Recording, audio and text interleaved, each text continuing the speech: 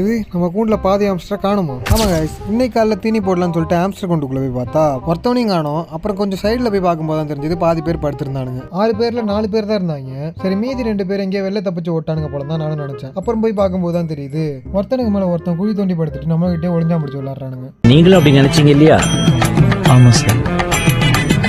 அப்ப நானும் அந்த மாதிரி நினைச்சதுல தப்பு இல்லையே.